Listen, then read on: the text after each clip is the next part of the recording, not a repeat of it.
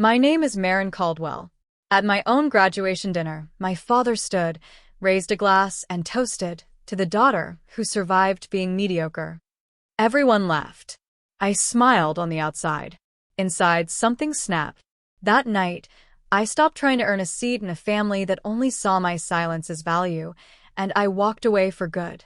If you've ever been the quiet one, the one who swallowed pain just to keep peace, listen to my story to the end. Then tell me in the comments, was I wrong for finally choosing myself? What would you have done? It was a Thursday evening in late October, the kind where the air is cool enough to keep your coat on indoors, but not cold enough to see your breath. The kind of night where leaves stick to your shoes, and the smell of damp earth follows you everywhere you go. I remember the flickering candlelight on the tablecloth, the low hum of the restaurant chatter, and the way the silverware clinked too sharply in my ears. There was music playing softly from overhead, some old jazz tune that tried too hard not to be noticed. The place was called Linden Grove. You'd never know it was pretending. From the outside, it looked warm and family-run, with ivy climbing the brick and hand-painted signs above the windows. But inside, it was polished, too polished. Like someone had read a book on how to create ambience and followed every step to the letter. That night, it felt like the restaurant itself was trying to prove something, just like me. I had made the reservation myself. Planned the whole dinner. I even picked the table by the window because I knew Dad liked to sit where he could see everything, where people might see him too. That mattered to him, being seen. Noticed. I was hoping in some small, ridiculous way that maybe if he sat in the right light, looking out over downtown Asheville, he might finally see me too. He arrived 5 minutes late, wearing the same brown blazer he wore to every event that wasn't a funeral. My stepmother was on his arm, wearing too much perfume and not enough warmth. My half-brother trailed behind them, texting under the table as soon as he sat down. No one asked me about school. No one asked how I felt. Just compliments about the menu, the decor, the wine list. I smiled. I nodded. I poured water for everyone like I always did. There were 8 of us at the table. I'd invited only people I thought might care. Family mostly, though family in our world always came with terms and conditions. We ordered. We made small talk. We waited for food that took too long. And I sat there in the middle of it, watching the whole thing like it was a play I'd seen too many times before. You'd think, after 42 years, I'd be used to the quiet cuts. The way my dad always managed to mention my brother's potential in the same breath as my dependability. The way he looked at me like I was furniture, solid, familiar, and mostly invisible. I used to think I was imagining it, that I was sensitive. But that night proved I'd been right all along. Dessert came with candles. I didn't ask for candles. The server must have taken it upon herself. A nice touch, really, if it hadn't made the next moment feel like some cruel comedy sketch. Dad stood up to give a toast. He cleared his throat, holding a glass of red wine he hadn't stopped criticizing since it arrived. He smiled at the table, but not at me. To my daughter, he began, pausing long enough for people to glance my way. I sat up a little straighter. Maybe, just maybe, this was it. He raised his glass a little higher. To the daughter who survived being mediocre. There it was. The table chuckled. A few awkward laughs. Someone said, "Oh, Destry," like it was charming. Like I should be flattered that he was trying to be funny. My stepmother gave me a pity smile. My brother didn't even look up from his phone. I didn't say a word. I didn't move. Didn't let it show. I just smiled, tight, practiced, perfect, and took a sip of water, like it didn't burn going down. Because that's what I'd always done. I swallowed the sharp edges. I let the room move on without me. I held things together like that was my job. And in our family, maybe it was. I was the glue, the background, the insurance policy. The daughter who didn't cause scenes. But something shifted that night. Not on my face, not yet, but somewhere quieter. Deeper. When the check came, I paid it without blinking. I hugged people goodbye, said thank you for coming, and drove home alone with the windows down, letting the wind slap against my cheek like some kind of punishment. I didn't cry. Not right away. Instead, I lay in bed staring at the ceiling, the words playing over and over again like they were stitched into the drywall. To the daughter who survived being mediocre. 12 words. That's all it took. 12 words to reopen every wound I'd dressed in silence. 12 words to make me realize I'd been mistaking endurance for peace. That night, I didn't say a thing. Not to him. Not to anyone. But somewhere in the quiet, I heard something louder than I'd ever let myself admit. I wasn't going to stay silent the same way ever again. I told myself it was just a joke. A bad one, sure, but nothing new. Dad's always had that kind of humor, cutting, clever in his own mind, and just sharp enough to draw blood without it ever looking intentional. But this time, something inside me refused to let it slide the way I usually did. The words kept circling like buzzards, pecking at old wounds I thought I'd stitched up long ago. I changed into an old t-shirt, reheated half a bowl of soup I'd left in the fridge 2 days before, and sat on the couch with it still in my lap, untouched. The longer I sat there, the more memories started bubbling up, quiet moments that had meant nothing at the time, but suddenly felt like little betrayals stacked on top of each other. Like the time I got accepted into college, my second choice, sure, but still something I'd worked for.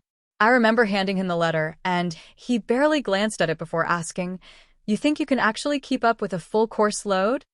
Or the year I moved back home for a few months after his surgery. I thought I was helping. I drove him to appointments, did his grocery shopping, even missed out on a job offer to stay close. He introduced me to a neighbor once as the one who doesn't have much going on right now. I'd laughed at the time. Like it didn't sting. But it did. That night, after the restaurant, I felt it all at once. The accumulation of being tolerated, not celebrated. Needed, but never acknowledged. And still, I couldn't bring myself to cry. It was like even my grief had learned how to behave. I ended up digging through a small box I hadn't opened in years. It sat on the top shelf of my closet, buried under old scarves and winter boots.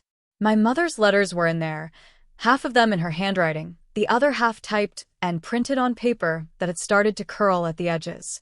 She died when I was 25. Breast cancer. Quick and cruel. We weren't as close as I wish we'd been, but we understood each other in a quiet way.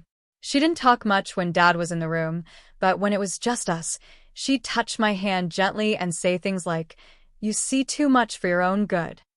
There was one letter I'd never really paid attention to. I unfolded it with shaky hands, not expecting much. Just more memories to shelve. But near the bottom, almost like a postscript, she'd written, "If you ever feel too heavy to carry alone, write to Hallie. I know your father made things complicated, but she was always more kin to me than anyone. She'll understand." I stared at it for a long time. The name stirred something faint and familiar, like a song I couldn't quite place. Hallie. I remembered her vaguely from when I was little. She used to send postcards from places I didn't know existed. Once from New Mexico. Once from Amsterdam. She stopped showing up at holidays around the time I turned 9. Dad said she chose a different kind of life. That always felt like code for something I wasn't allowed to ask about. It was past midnight when I finally searched her name online. I wasn't expecting anything. Just a shot in the dark. But there she was, Hallie Voss, a retired teacher turned part-time librarian living in Black Mountain, just a few miles outside Asheville. There was a contact form on the library's community page. No photo. Just her name. And a little note. Lover of quiet corners, strong tea, and stories that make you ache in the best way. I don't know what came over me, but I clicked the form and typed the most awkward message of my life. I didn't explain much. Just that I found her name in a letter. That I remembered her kindness from when I was a child. That I wasn't even sure she'd remember me, but I was reaching out anyway. I hit send before I could overthink it. I wasn't expecting an answer. It felt more like writing into the void. But the next morning, before I'd even finished brushing my teeth, my phone buzzed. One new email. It was from her. Simple. Direct. Warm like sunlight through old curtains. I may not have known you long, but I've known of you for years.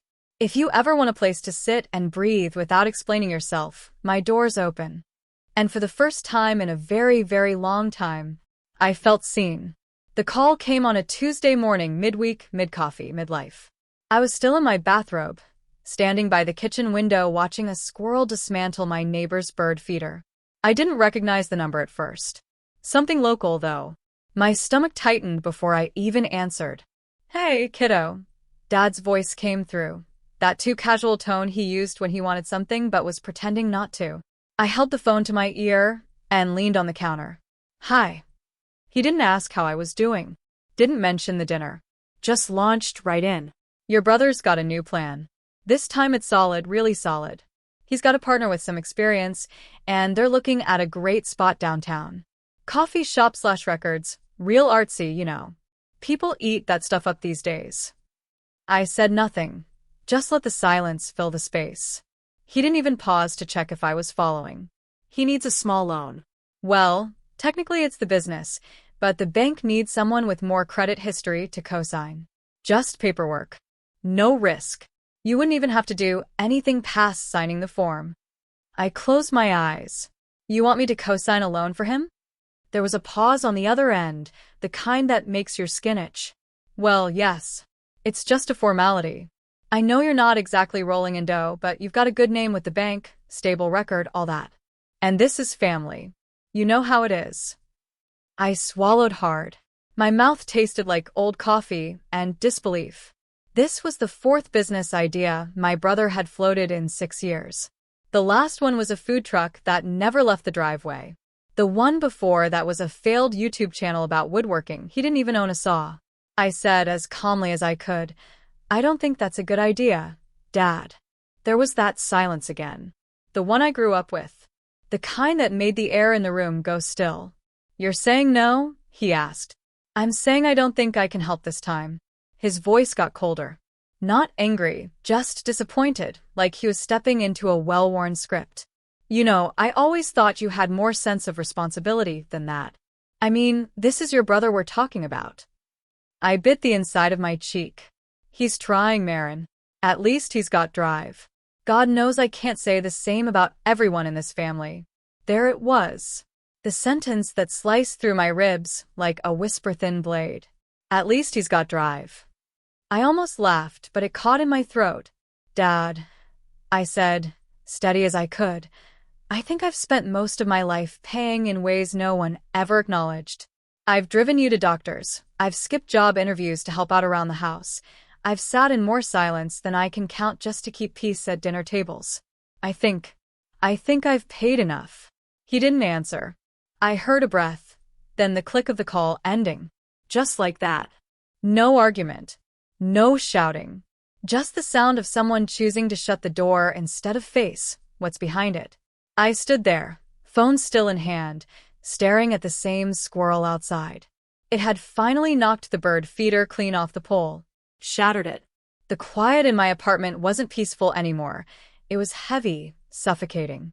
I walked to the bathroom, splashed cold water on my face, and stared at the woman in the mirror. My lips were tight, jaw clenched, but my eyes were wide open. That should have been the end of it.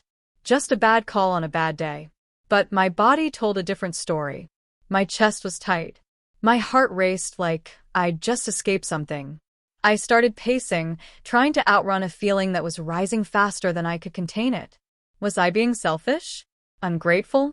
What if he never called again? The old voices came in fast, ones I'd carried since childhood. The ones that whispered things like, "Don't make waves, you're too sensitive. Be the bigger person." But under all that noise, something new started to grow. Not louder, but firmer. No. I wasn't being selfish. I was setting a boundary. I had said no to something that would cost me more than money.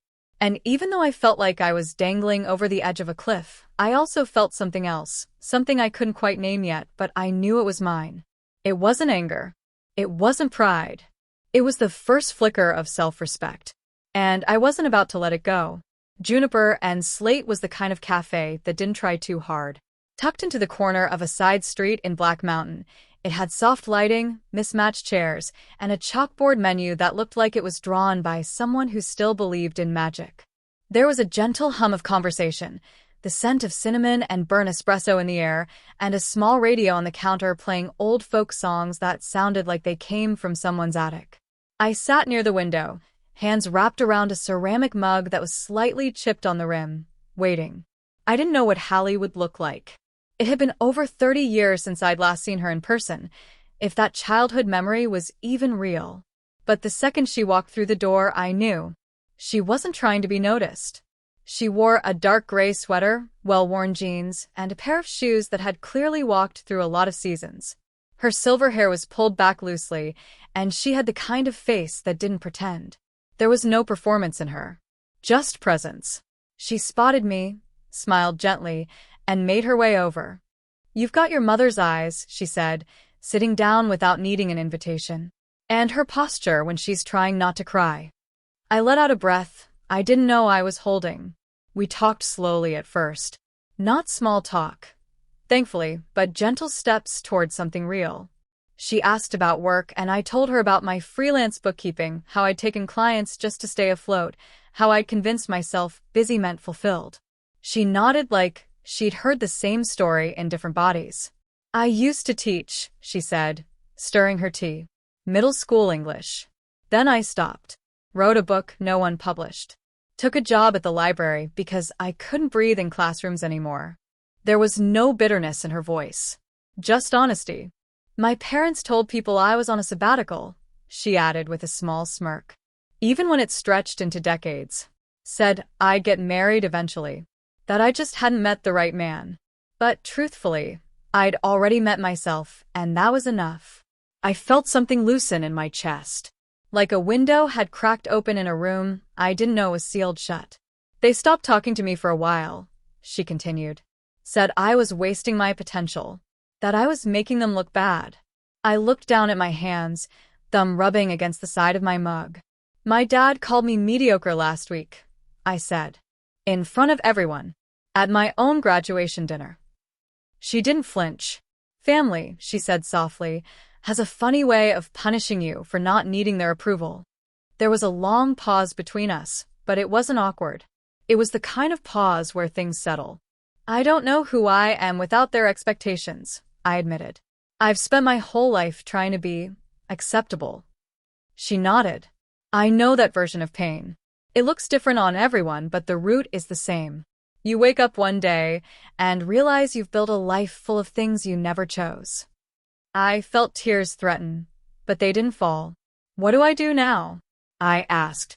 She smiled. "Now you choose.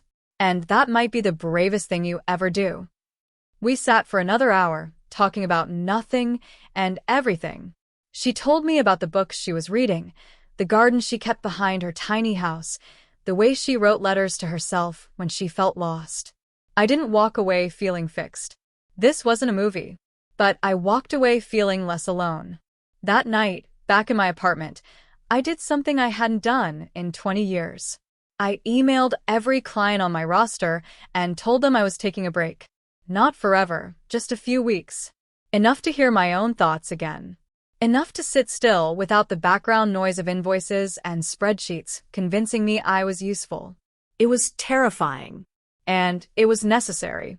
For the first time, I wasn't doing something to prove I was worthy. I was doing it because I was tired of surviving on the bare minimum of self-worth. I made a cup of tea. I sat on my worn-out couch. I looked around my apartment, the same walls, same shelves, same cracks in the ceiling, and realized it had never really felt like home until that moment. Because, for once, I didn't feel like I had to earn the right to rest. It was a Wednesday morning when the email came through. The subject line read, "Loan confirmation, signature finalized." I sat at my kitchen table, half a piece of toast in my hand, and blinked at the screen like it might change if I stared long enough. At first, I thought it was spam. Or a mistake. Then I saw my full name at the top of the attached document, Merrin Caldwell, and the bottom, too. A signature. Mine. Or close enough to pass for it. The air around me went flat, like someone had sucked all the oxygen out of the room. I opened the PDF, zoomed in. The loan amount was large enough to make my chest tighten.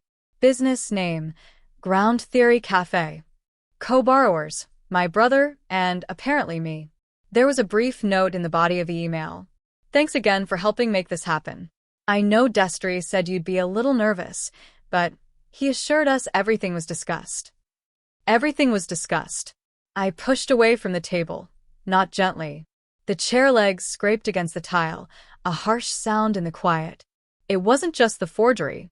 It was what it represented. He decided I would say yes. He hadn't even given me the decency of a choice.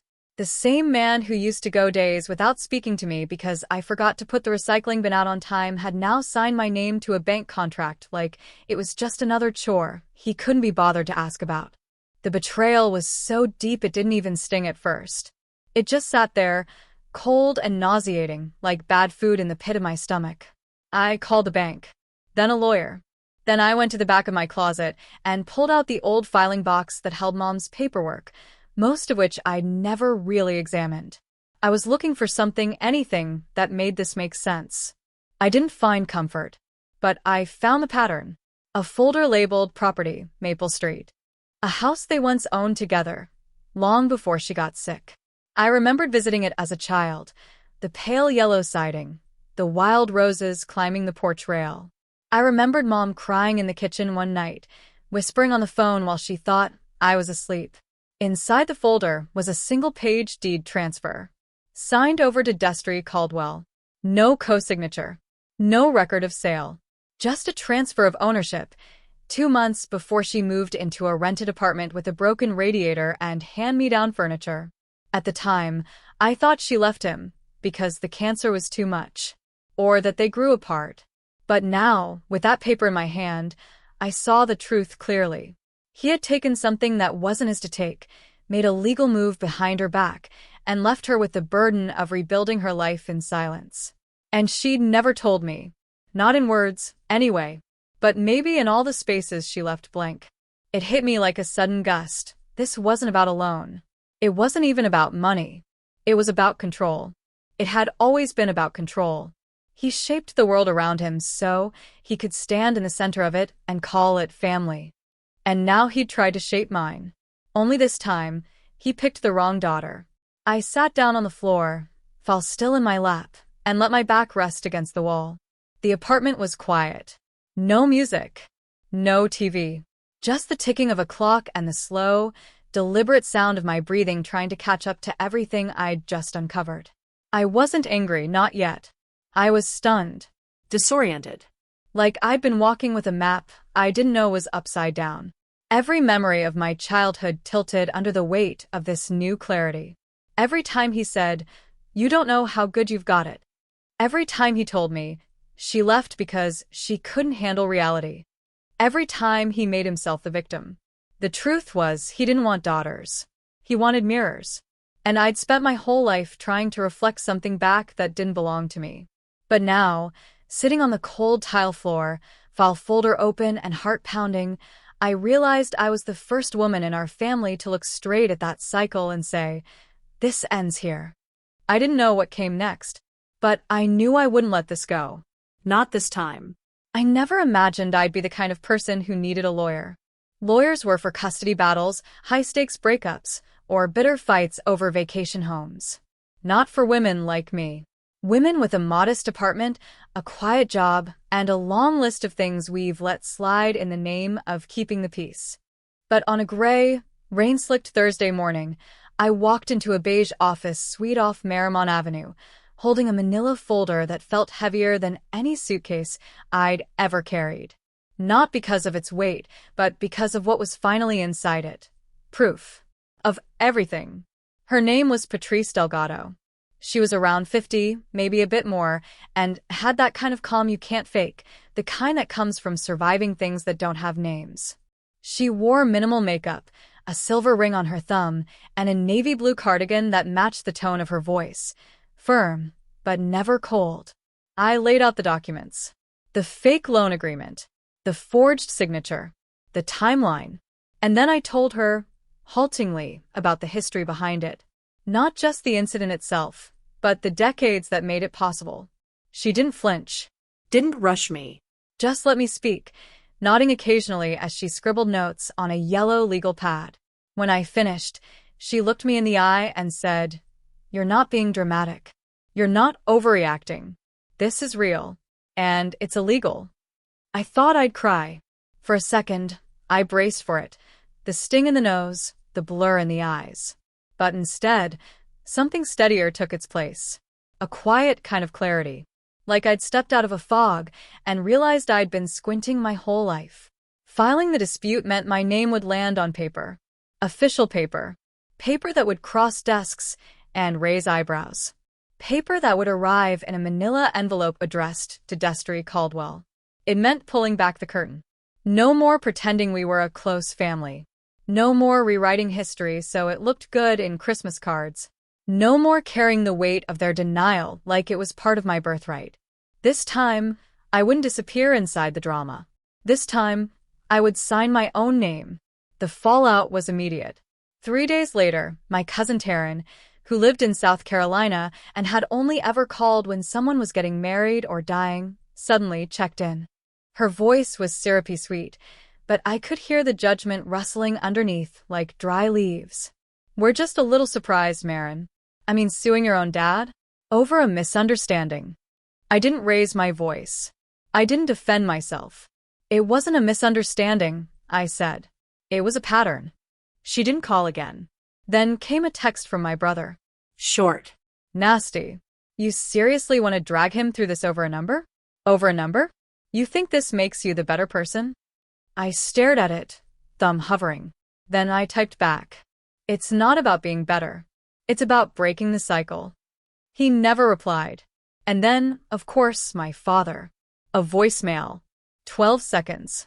"If you go through with this, don't bother coming around anymore. You'll get what you want, but don't expect to still have a family when it's over." I listened twice. Not because I didn't understand, but because I needed to hear how flat his voice was. No sadness. No hesitation. Just the same cool silence he'd used for years to get his way. A weapon polished and worn smooth from use. But this time it didn't pierce. Because what he didn't know was that I'd already been outside this family for years. Not in body, but in spirit. I'd been orbiting their version of love without ever being allowed to land. I was the designated peacekeeper. The placeholder. The one who made it easier for everyone else to avoid themselves. When I told Hallie about the call, she didn't blink. Just pour me a cup of green tea, no sugar, always hot, and said, "There's a reason people with control issues call it betrayal when you finally set a boundary." That line settled into my bones like it had always lived there, waiting for someone to say it out loud. I used to think that saying no was a form of failure. Like if I just held on a little longer, kept giving, kept accommodating, they'd finally see me, appreciate me. But now I understood, saying no was not a collapse. It was an act of self-respect. The legal steps continued. Patrice handled the details. The bank opened an internal investigation. But honestly, the real shift wasn't on a spreadsheet or a court record. It was in me. I stopped waiting for an apology that would never come. I stopped telling myself that silence was strength. I stopped twisting my memories into softer versions, so I could keep loving people who refused to love me without conditions. Yes, it hurt. Losing a parent is a kind of grief, even when the person you lost never truly knew how to hold you. But beneath that ache was something stronger than I expected.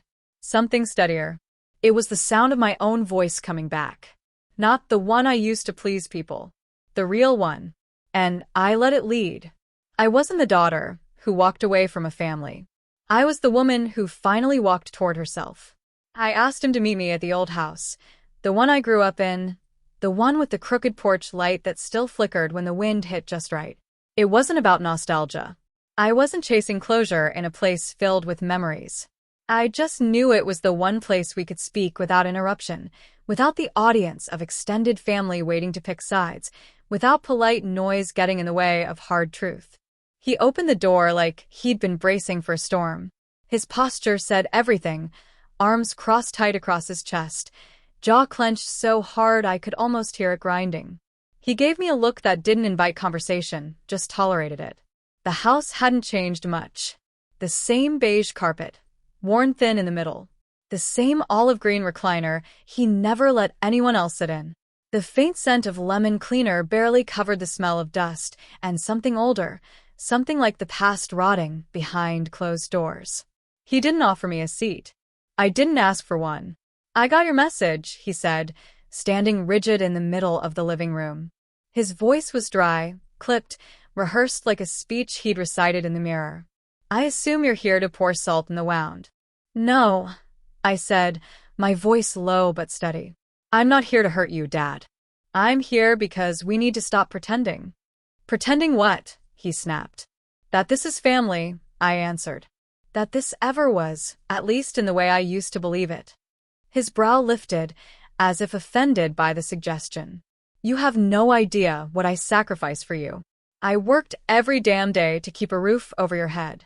You never went hungry. Never saw the inside of a jail cell. You had what you needed, Merrin. He said it like that should have been enough. Like basic decency was a trophy he expected me to polish and display. I didn't ask for perfection, I said. I just wanted the truth. I wanted to feel like more than a fallback plan. I wanted to matter without having to constantly prove myself. He scowled, stepping closer, his tone darker. You're twisting this. You've always had a flair for playing the victim. No, I said. I've just learned how to stop making excuses for people who hurt me. I walked past him slowly, letting my eyes fall on the old kitchen table, still scarred from years of dropped forks and holiday arguments. My fingers grazed the edge of it as if I could still feel my mother's presence there, elbows pressed against the wood as she held her head in her hands, quietly unraveling after another dinner where no one noticed her unraveling. I watched Mom cry in that kitchen while you pretended everything was fine, I said, turning to face him. She didn't leave because she was weak. She left because she couldn't survive in the silence any longer. He didn't say a word, but something flickered behind his eyes. Shame, maybe, or just discomfort. It was hard to tell after all these years of practiced detachment. I stayed quiet when you made jokes at my expense, I continued. When you praised my brother for every half-baked idea he had while dismissing every real thing I achieved. You called me reliable like it was a compliment, but really it just meant I never made waves. I took a breath and stepped forward. I didn't become an accountant because I loved numbers. I did it because you told me stability was the only thing that mattered. I gave up wanting more just to keep the peace. His arms tightened across his chest. I gave you everything I could. No, I said, not cruelly, just finally. You gave me rules. And guilt. You gave me a life shaped by your disappointment, dressed up as duty. He blinked slowly. So that's what this is? Some performance of independence. I almost laughed, not because it was funny, but because it was so deeply predictable. It's not a performance. It's a reckoning. He looked tired for a moment, older than I'd ever allowed myself to see him. But the moment passed. He hardened again, the way he always did when control slipped through his fingers. You're making a mistake, Merrin. Maybe, I said. But at least it'll be mine. I let that hang between us, and in the stillness, something in me settled. This wasn't a power struggle anymore. It was just two people standing in the wreckage of a myth, finally admitting the house had been hollow for a long, long time. I took a step toward the door. I'm not the daughter you tried to mold. I'm not your project or your guilt trip. I'm not your mirror. I'm just me. And that should have been enough. He didn't answer. He just stared, not angry anymore, not sad, just confused, like he couldn't quite figure out when the script changed, and I stopped reading from it. I paused at the threshold, hand on the doorknob. Then I said quietly, not with anger, not with a need to wound, just truth. I'm not the person you wanted, but I'm the person I chose to become. And I walked out. No slammed door. No dramatics. And I didn't look back, not because I didn't care, but because I didn't need him to follow. The bank closed the loan quietly without drama. They flagged the signature, confirmed the forgery, and dissolved the agreement before it could pull me into anything further. I didn't push for criminal charges. I didn't need headlines or courtrooms. All I wanted was the boundary drawn, clean, and visible. No more financial ties. No more back doors left open. Just space, earned, intentional, and mine. Word got around, as it always does in small towns. Some people whispered that I'd overreacted, that I could have handled it privately. But for the first time, the whispers didn't bother me. I'd spent most of my life trying to be the kind of person no one could criticize, soft-spoken, agreeable, modest. And where had that gotten me? A forged name, a weaponized silence, a father who never saw me as whole unless I was useful. So no, I didn't care what the whispers said. And interestingly, not everyone whispered. A few weeks after everything came out, I ran into my cousin Colleen outside the grocery store. She looked at me differently, not with judgment, but with something like relief. "I never said anything back then," she admitted, glancing down at her shopping cart. "But what you did, it was brave. And honest. We all saw it, Merrin. We just didn't know how to say it out loud." I nodded. It wasn't a moment for hugging or crying or sweeping reconciliation. Just a quiet truth, handed over like a folded note between classmates. Destry, on the other hand, leaned into the victim role like it was custom-tailored for him. Told people I'd turned on him, that I'd misunderstood, that I'd been twisted by outside influences. He didn't name Hallie, but I'm sure he blamed her too. That's what he did, shifted blame to avoid weight. But this time, something was different. People didn't rush to defend him. They didn't fight his version, but they didn't accept it either. They just let it hang in the air. Which, for someone like Destry, was worse than being hated. It was being ignored. I changed jobs that fall. Left the accounting firm where I'd worked for almost a decade, the place where I'd smiled through micromanagement, swallowed my ideas in meetings, and quietly covered for louder, less competent men. I didn't make a big announcement. Just wrote my resignation, packed my desk, and took one last look at the cubicle where I'd spent years shrinking myself. Then I walked out, and into something smaller, and better. The library job wasn't glamorous. It didn't pay much, but it was steady, quiet, centered. I spent mornings sorting returns and afternoons helping older patrons print documents or find old gardening magazines. I had time to read, to write, to feel. And every Sunday, I went to Hallie's. We didn't talk about the drama often. Most days, we didn't need to talk much at all. She'd brew tea, always loose leaf, never bags, and we'd sit on her porch with our notebooks, writing things we'd never show each other. Once, as she handed me a cup of lemon balm tea, she said softly, "You don't have to shine, Merrin. You just have to be seen." That stayed with me.